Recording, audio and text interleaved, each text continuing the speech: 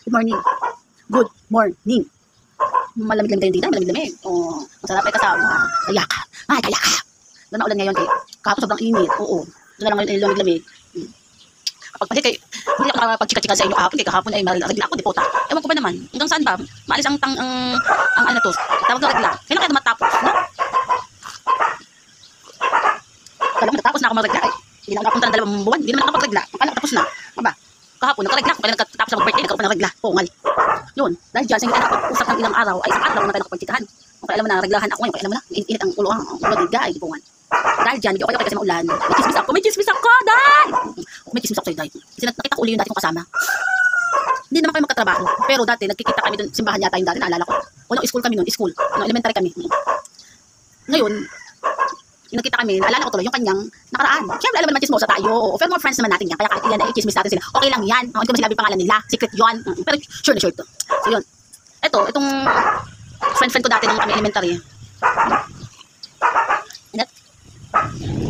Na-inlove si tanga. Itong friendship ko nung kami elementary talaga dahil. Elementary pa. Oo. Siguro mga ano lang ako. For grade 4 ata. Okay, hindi ko na ano. Basta matanda, bata pa kami. Nagkagusto siya. Grade 4 ata o grade 3. Alam mo ba yan, dahil? Tanga-tanga. Nagka-inlove si tanga. Oo, grade 3 ata siya. Basta 3 or 4. Na-inlove siya doon sa lalaking ito. Tapos itong lalaki na to, kasi grade 4 siya, ay yung babae yun, yung time na yun, ay 20 years old yun. Oo, yun ang edad nun sa amin. So sobrang katangahan, hindi na halos maganda pasok sa school, kakapunta sa lalaki. Oo. Pero di ba sa panahon noon pa naman, yan ay minor de edad, di ba? Bawal yun, di ba? Minor de edad. Eh sobrang katangahan at in-love sa kanyang puso, ang batang-bata pa eh napakalandi. Yun. Sumama na sa mama doon sa lalaki. In-love sila na in-love. Pero yung parents dati noon, nung kaklase ko noon, nung may elementary, ano siya, lagi siya talaga halos, ano na rin, tawag ito, makulpi lang nanay, sobrang kakulitan niya. So, siyempre, ayaw ng parents niya na magkaroon siya ng relasyon niya, dahil bata pa lang siya. Tapos lalaki, medyo edad niya. Ayun, hanggang sa, dinaan na lahat ng parents niya na, talagang, inano siya, hiniwalay talaga siya ng parents niya. Pero, sa araw-araw na pagtatakas, napunta pa rin sa lalaki. O, ewan ko naman dun sa tangahan na babaeng yun. Kala mo, batang-bata pa, grabe maka-inlove sa lalaki. Yun, tapos anong nangyari? Binabarangay na ng parents. Hayaan na lang. Kami, dati kahit anong kausapin namin, ay hinayaan na namin, kaya napakatanga sa pag-ibig eh. Yun. Nag-ano na yung parents niya sa barangay, hindi pa rin, no choice na. Kahit na magsulatan sila na magsulatan, nakikita pa rin si tanga. Oo, yung bata, yung ano yun, tsaka yung lalaki. Wala, minor de edad talaga yun. Kasi sa pulnaon, hanggang ngayon, talagang inaano yun, di ba? Tapos, hinihiwalay nga siya ng parents ng babae. Nagsama pa rin yung dalawa. Kahit galit na yung parents ng babae, tumakas pa rin sila doon sa lalaki, si tanga. Diyos me, umang ko, na-virgin na nila ang ayun pa nagustuhan, kabata-bata pa magtain naman yung lalaki. Yun, ang nangyari, hinanap ng parents niya. Oo, yung kaklase ko nung elementary kami. Yung batang yun, yung babae na yun, ay hinanap ng parents hanggang sa nahuli kung saan sila napunta. Ayun, pinamunisipyo na kay, nawala na ng kwenta yung sa barangay. Oo, di yan ano pa yung dalawa eh. Hinanap na sa barangay, ay sa munisipyo. Sa munisipyo na din, sa munisipyo. Na halos ipakulong doon sa pulis o pero sobrang katangahan ng babae, ayaw niya. Oo. Sobrang tigas talaga ng ulo. Halos di nagkadapa. So, grade 3 lang o grade 4 ata yung kami. Tapos, yung jowa niya lalaki na may edad naman sa kanya, tanda-tanda na, pinatulan pa rin siya.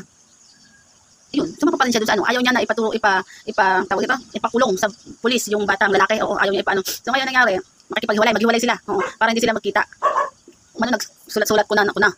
Ang ending, mga after isang buwan ata, pero sa isang buwan na yun nawala si babae, nakikita pa rin tanga. Kaya na naman yung mga nakakita pa rin, nakikita pa rin yung dalawa. Ay, siguro naumay na rin yung parents ng babae sa kanya, para sa kanya, hinayaan na lang. No choice na eh. Ganun talaga katigas ang ulo ng anak niyang babae. Sobrang na sa talandi na batang-bata. So ngayon, hinayaan na lang yan. No choice na. Tapos nagkaroon na ng anak.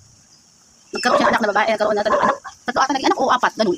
Ngayon, sa sobrang tagal na panahon nila, yan, matagal na kami sa elementary. Ngayon, hindi na tapos na kami sa elementary, di ba?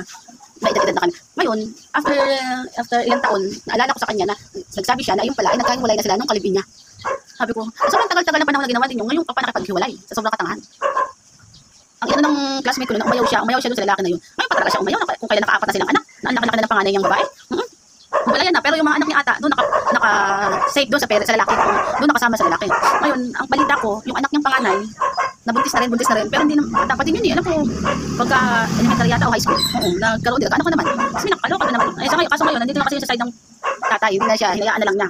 Nakikita, nagtatawa, ewan ko natatawagan niya. Kasi sa ngayon, ito si classmate, sa ngayon, nakikita ko kasi siya sa, nagtatrabaho na siya, sa trabaho. Tapos, nalaman ko na meron din siyang relasyon ngayon, bago.